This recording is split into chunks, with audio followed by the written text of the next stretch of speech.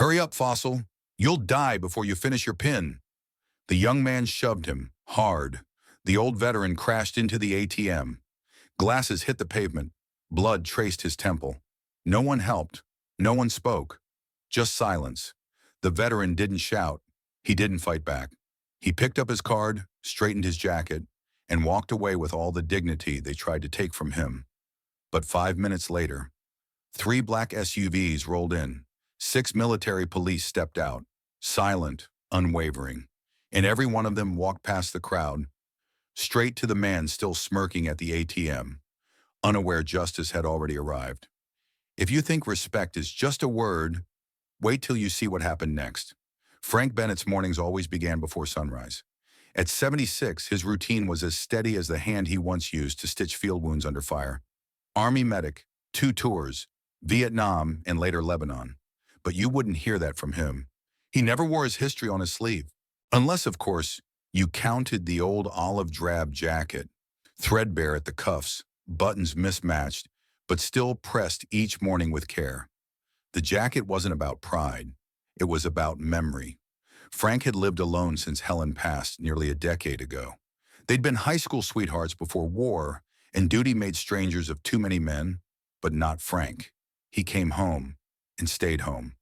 They built a quiet life, a small house tucked behind a row of oaks, a garden she planted with wildflowers, a grandson named Eli who reminded Frank of both joy and responsibility.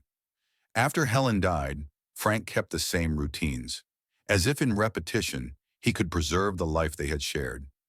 Every Tuesday and Thursday, he volunteered at the VA hospital, not because he had to, but because someone needed to. He'd hold hands of the dying, write letters for those who couldn't see, and bring coffee to nurses too tired to ask. On Wednesdays, he tutored local teens in history at the library. Most thought he was just a retired teacher. None of them knew the difference between textbook dates and boots-in-the-mud memories. Today was different only in the details. He'd promised Eli a trip to the little aviation museum just outside town. The boy had grown curious lately, about jets, maps, and where his granddad had really been all those years. Frank had never spoken much about it, not because he was hiding anything, only because most people asked to be polite. Eli asked because he wanted to understand. Frank glanced at the time, 9:42 a.m., and stepped out of the house. His hands, calloused and steady, patted his jacket pocket for the familiar, folded photograph. Helen in her nurse's uniform, laughing just off frame. He always carried it, just like he always used the same bank, parked in the same spot, nodded to the same teller. But that morning, as he stepped into the shade of the bank's outer wall, something was off. The parking lot was louder than usual. Teenagers in oversized hoodies. A man leaning on the wall with too much swagger. Frank paid them no mind. He waited in line like always, card in hand, jacket zipped halfway, trying to remember if Eli preferred root beer or cream soda. That's when he heard it. "Move it, Fossil. You're holding up the line." He turned, calm as ever. Frank Bennett didn't raise his voice. He didn't scowl. He simply took one step forward and inserted his card. Because you don't survive decades of war and grief just to be rattled by a boy who still wore arrogance like a badge. What Frank didn't know, what no one around him knew, was that within the next 10 minutes, the world around that ATM would change forever. Derrick Malone leaned against the brick wall outside the bank, blowing a thick plume of vape smoke into the morning air, like it owed him something. He was 31, though the backwards cap and puffed chest gave him the appearance of someone still trying to win fights from high school. Tattoos crawled down both arms. Barbed wire, grim skulls. Names of people who'd either left him or landed in jail. He had no job, no steady place to be, and no real reason for being at the bank that morning, except to withdraw what was left of a check that wouldn't stretch another week. His car had been repoed the month before, and his landlord stopped texting back when rent hit 2 months late. But none of that was Derrick's fault, at least not in his mind. It was the world that owed him. The system, the boomers, especially men like the one slowly making his way to the ATM now. Frank Bennett. Just looking at him made Derrick's jaw clench. The old man walked like he had all the time in the world. Jacket like something from a museum. Probably some self-righteous vet who thought he'd earned respect just for surviving. To Derrick, men like that weren't heroes. They were the ones who built a world that left guys like him out in the cold. The line moved, then stopped. Frank stood quietly at the ATM, carefully unfolding his card, squinting at the screen. Derrick rolled his eyes. "Come on, Grandpa," he muttered. No reaction. Derrick raised his voice. "What's the holdup, Fossil? You gonna die before you finish your pin?" A few snickers from the back of the line. Frank didn't turn, didn't flinch. He was too focused on numbers, memory, and maybe a boy waiting at a museum across town. Derrick stepped closer, the smirk now sharp as a blade. "Hey, I'm talking to you." Still nothing. That silence. It was infuriating. Derrick had grown up in chaos, in homes where whoever shouted loudest won. Respect was demanded, taken, never earned through quiet dignity. And this old man's calm was an insult he didn't know how to process. So he shoved him. Hard. Frank's body hit the corner of the ATM before dropping to the concrete. The sound of skull against metal was sharp and final. His glasses flew off and bounced once before skidding to the pavement. For a second, no one moved. Then someone gasped. Blood began to trace a thin line down the side of Frank's temple. Derrick stood over him, puffed up with that half-ashamed, half-defensive posture of a man who'd already gone too far, but didn't know how to walk it back. Frank didn't shout, didn't even look at him. He picked up his glasses, cracked, then his card, bent, and with one hand bracing the side of the ATM, he stood, slowly, carefully. A war medic's balance still in his bones. His face, calm, his shirt creased, his blood undeniable. He didn't ask for help, didn't curse the man who hit him. He simply straightened his jacket as if brushing off the last 50 years and walked toward the parking lot. Not hurried, not broken. People watched, but no one spoke. One woman looked at her feet. A young couple turned away. Derrick scoffed and leaned back against the wall, trying to hide the tremble in his throat with a long, defiant drag from his vape. Frank never looked back. But his steps led him not toward retreat, but towards something no one saw coming. Not even Derrick, because in the next 5 minutes, everything was about to change. Across the street, parked beneath the quiet shade of a sycamore tree, sat a nondescript black SUV. Its engine idled softly, its windows tinted against the morning sun.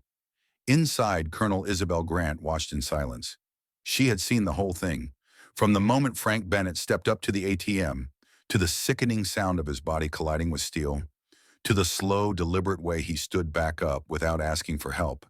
She hadn't missed a second. She didn't flinch. Colonel Grant had learned long ago that flinching meant you missed something important. 25 years in Army intelligence had sharpened her senses to pick up on every movement, every shift in posture, every threat wrapped in ordinary moments. And what she just saw wasn't just a shove. It was a line being crossed. She leaned forward, her fingers tightening on the steering wheel. Though she'd retired the rank and the command, the instinct never left her. And Frank Bennett, he wasn't just any veteran. He was the reason she'd survived her first deployment. Decades ago, in a bombed-out medical tent near Beirut, she was the terrified young lieutenant with a concussion and half her unit scattered across radio silence. Frank had been the one to stop the bleeding. He'd pulled her from the rubble, calmed her panic, and wrapped her broken arm with hands steadier than any surgeon. They hadn't spoken often since, but she'd never forgotten the smell of smoke, the sound of shelling, and the man who stayed calm while others screamed. Today, that same man had been shoved like trash, publicly, without cause. Her eyes shifted to the aggressor. The man at the ATM was still smirking, vaping like nothing had happened. He had no idea who he'd just touched, no idea what doors had quietly opened. Isabel didn't reach for anger. She reached for protocol. From her center console, she lifted a slim black radio with an encrypted channel. Her voice was quiet, calm, measured. Code white, Riverside lot, veteran down, respect protocol engaged. 3 seconds of static, then a soft double-click reply, acknowledged. Isabel sat back. Her heart wasn't racing, but her jaw was set. She watched as Frank walked slowly toward her vehicle, one hand pressed gently to his temple, his stride still dignified despite the blood. He hadn't seen her yet. As he neared, she opened the passenger door without a word. Frank climbed in carefully, exhaling as he settled into the seat. "Not the first shove I've taken in my life," he said, more to the windshield than to her. But that one had no purpose, no heat, just meanness. She didn't respond right away, just watched him, watched the red against his temple, watched the way he kept his back straight. Finally, she said, "I don't usually escalate civilian incidents, Mr. Bennett, but this one isn't going to pass quietly." Outside the windshield, the man at the ATM laughed at something on his phone, still smug, still unaware. But the response was already in motion. The smirk hadn't left Derrick Malone's face. He leaned against the brick wall, vape still in one hand, phone in the other. On the screen, a friend laughed as Derrick reenacted the moment. "I swear, man, the dude bounced off the machine. I barely touched him." He laughed, like one of those bobbleheads just dropped. He didn't notice the sound at first, a low rumble, not loud, not rushed, just deliberate. Then came the click of synchronized engines. Across the lot, 3 black SUVs rolled in silently, tires kissing the asphalt with military precision. No sirens, no blaring lights, just presence, unmistakable. They moved in a wide V formation, closing the entrance and cutting off the only exit.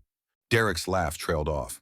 "What the—" The doors opened in unison. 6 uniformed military police stepped out, every movement timed like choreography.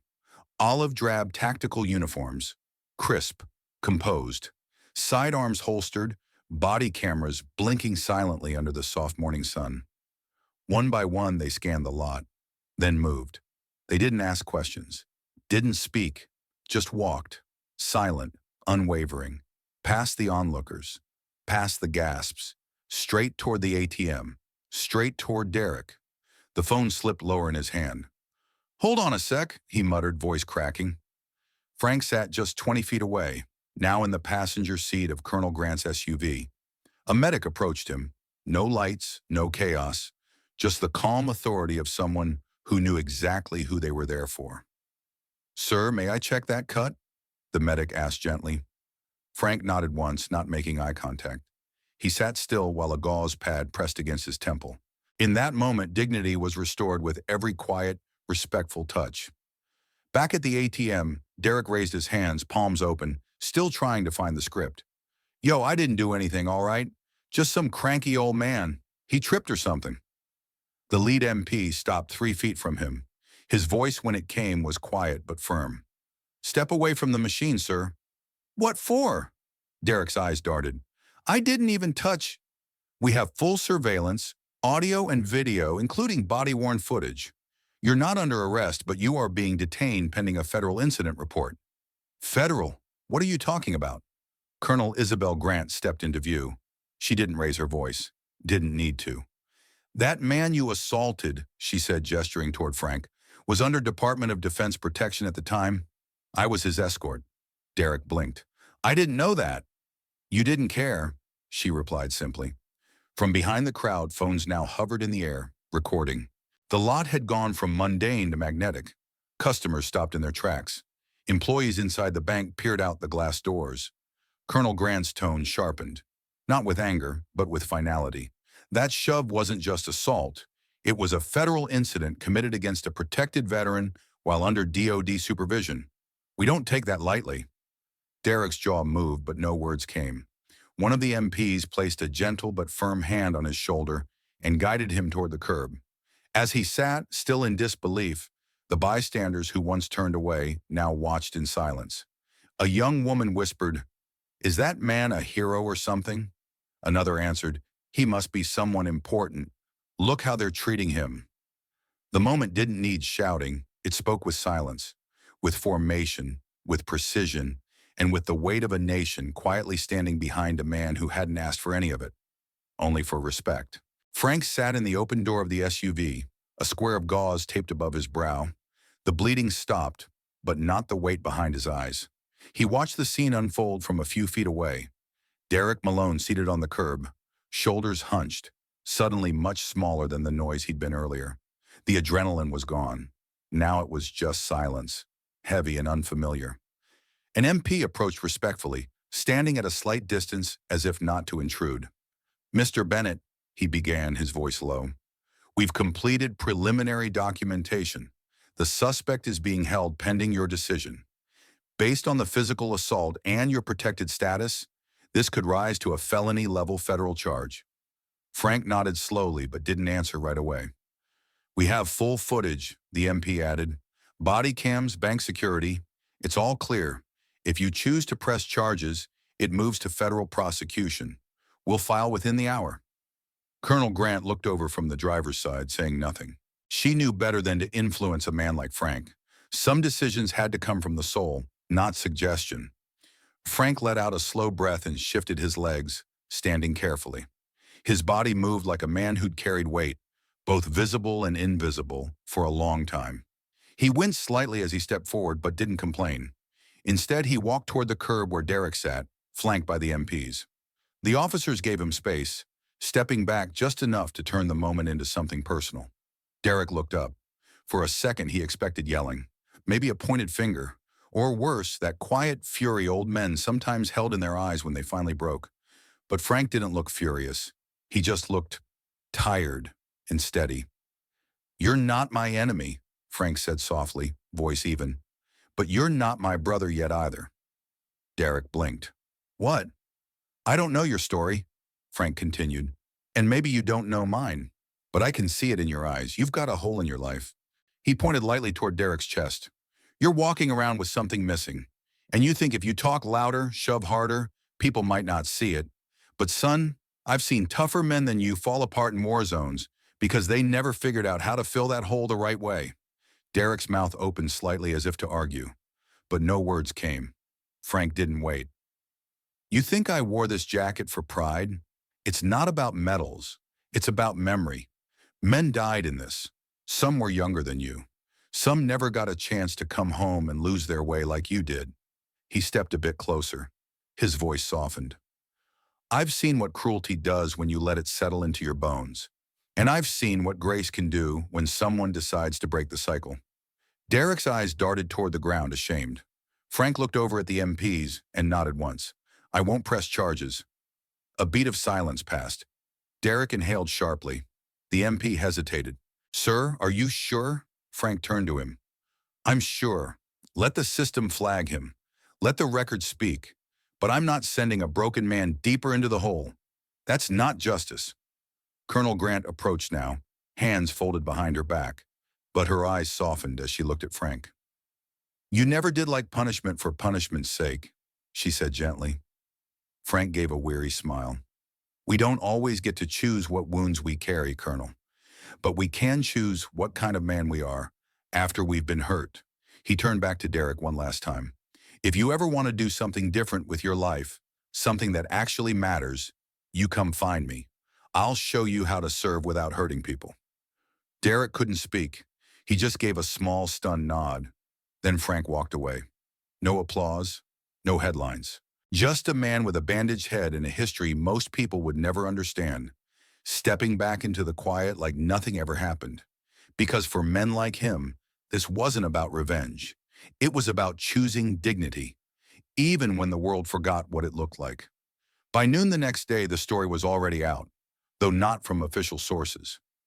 Someone had filmed the entire incident from their phone, the military SUVs arriving without sirens, the officers stepping out with quiet resolve, Frank speaking to the young man who had knocked him down.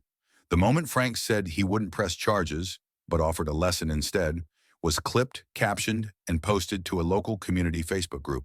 Within hours, it spread like fire on dry brush. Veteran knocked down at ATM. Military shows up. What happens next will restore your faith. At first, it was just neighbors sharing it. Then local veterans groups picked it up. Then someone on Reddit added context. Frank's military record, the Bronze Star, the Purple Heart, the years he'd spent volunteering at the VA hospital without ever mentioning his own service. By that evening, a military podcast out of San Diego ran a 10-minute special on it. The host, a retired Marine Corps sergeant named Eli Powers, opened the episode with a question that stuck with everyone who heard it. What does honor look like in public? Because I think yesterday, in a quiet bank parking lot in Riverside, we saw it. Within 2 days, the clip hit national platforms. Veterans from around the country began commenting, "That man's moral backbone is straighter than surgical steel. I served 2 tours in Fallujah. I would follow Frank Bennett into a storm if he asked tomorrow." Real strength doesn't need volume. It just needs conviction. But back in Riverside, the response was even more personal. The bakery next door, the same one whose owner had stood frozen behind her window that day, was the first to act. On a piece of brown craft paper, she taped a handwritten sign to the door. "Frank's Table, complimentary coffee for all veterans. Every day, no exceptions." It caught on. 2 blocks down, the local hardware store followed suit. A week later, a diner near the highway added a new item to their menu. The Bennett breakfast. 2 eggs, toast, and coffee for $1 if you showed military ID. No fanfare, just quiet gratitude. Frank never asked for any of it. In fact, when he first saw the sign on the bakery window, he tried to decline. The owner, a woman in her 50s with trembling hands, simply said, "You didn't just get up from that pavement. You helped the rest of us stand up too." He nodded once and never mentioned it again. Meanwhile, a local high school teacher used the video in a civics class, asking her students, "What does dignity look like when no one's watching? And what's the difference between authority and power?" The discussion lasted the entire period. Online, a veteran-led nonprofit that provided therapy and job training for at-risk young men reached out to Colonel Isabel Grant. They asked if she could help connect them with Frank. "Men like him," they said, "don't just tell stories. They are the stories." Frank never expected any of it. He didn't even have a Twitter account. But Eli, his grandson, did. And one night, sitting on Frank's porch with a root beer in hand, he showed him the thread. "My grandfather didn't throw a punch, didn't yell, just stood back up and reminded a man who he could be. That's the kind of strength I want to grow into." Frank smiled at that, not because of the attention, but because someone had finally said it aloud. Strength wasn't always in the reaction. It was in the restraint. And in a time when public life often demanded outrage and instant retribution, Frank Bennett offered something far rarer. A quiet moment, a thoughtful pause, a lesson that rippled further than he ever intended. Not because he sought the spotlight, but because dignity, even when whispered, echoes loud. 3 days after the incident, Derrick Malone stood across the street from the bakery, hands stuffed in the pockets of a second-hand hoodie, a notepad clutched awkwardly under one arm. He hadn't come to make a speech. In fact, he didn't even know what he planned to say. He just knew one thing. He couldn't walk away from what had happened without trying to face it. The online video had changed everything. Not just the comments, the reposts, the viral tags, but the way people looked at him on the street. A woman at the gas station called him that ATM guy under her breath. A cashier at the liquor store told him to leave. Even his cousin hadn't answered his texts. But it wasn't just shame that brought him back. It was something Frank had said. "You've got a hole in your life. Don't fill it with cruelty." He didn't know what to do with that sentence, but for the first time in a long time, Derrick wanted to stop being angry long enough to find out. He pushed open the bakery door, the bell overhead giving a faint chime. The woman behind the counter looked up, startled. "You?" He didn't meet her gaze. "I'm not here for trouble. Do you know how I can talk to Mr. Bennett?" There was a long pause. Then quietly she nodded. 15 minutes later, Frank stepped out from a side alley, still in his field jacket, sleeves rolled slightly in the morning sun. His expression was calm, measured. Not surprised to see Derrick, but not offering anything either. Derrick held up the notepad like a white flag. "I don't want to apologize," he said. "You already gave me more grace than I deserved. I want to do something useful." Frank studied him. Not the words, he'd heard plenty of those in his time, but the body language. Derrick wasn't performing. He looked like someone tired of hearing his own excuses. "You sure?" Frank asked. Derrick nodded. "No, but I'm here anyway." Frank's response wasn't a lecture or a lesson. He simply motioned down the sidewalk and said, "Walk with me." They didn't say much on the way, but 10 minutes later, they entered the side door of the local VA outpatient center. Frank introduced him to a program coordinator, a sharp-tongued woman named Janice who ran group therapy and physical rehabilitation sessions. This one needs some purpose, Frank said. Janice eyed Derrick like she'd seen 1,000 versions of him before. You got hands? Derrick nodded. You got time? He nodded again. Good. The therapy wing could use a runner. You'll mop floors, fetch carts, and sit with patients if they ask for someone to talk to. If you screw it up, you're gone. Derrick didn't flinch. Fair. That was how it began. No headlines, no cameras, just quiet work. At first, Derrick was just another guy pushing wheelchairs and folding towels. But over time, he started to listen. Veterans told stories, not of glory, but of loss, of coming home and not knowing who they were anymore, of building peace in silence.